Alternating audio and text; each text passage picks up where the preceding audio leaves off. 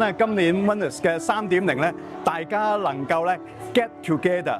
其實喺呢一個嘅 Oneness 係一個嘅平台事工，讓我哋能夠彼此聆聽，亦都咧嚟到去凝聚觀點角度。更加重要嘅，我哋能夠深化、締造更新。我諗咧呢一個係今日咧香港教會嘅生態咧好需要嘅動力。今日嘅最深刻嘅感受咧，就係見到咁多教會領袖都能夠好謙卑自己，一齊分享。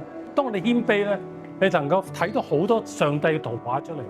喺過往或許好多唔同嘅神學院同埋教會，各自各去到做唔同嘅事情，甚至慢慢喺香港入邊都會形成一啲譬如山頭主義、國家自掃門前雪嘅一種嘅態度。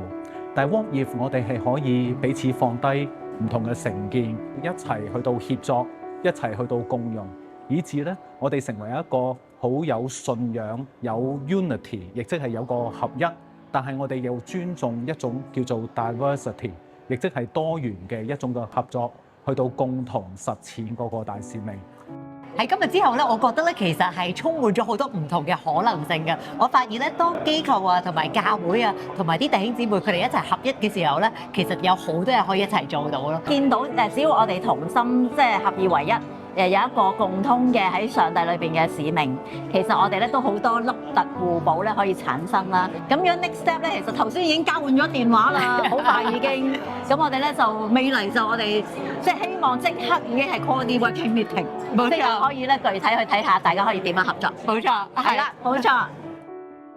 咁好希望完咗呢個 conference 嗰種嘅 partnership，仲係一種叫做 faith-based， 亦即係我哋有一個堅固嘅信仰。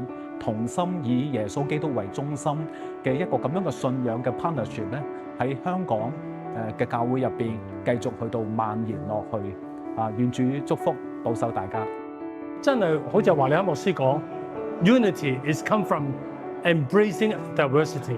我真係能夠即係兼容大家嘅不同，咁而我哋咁樣合一就係最真實。希望出年嘅 Oneness 4.0見到你。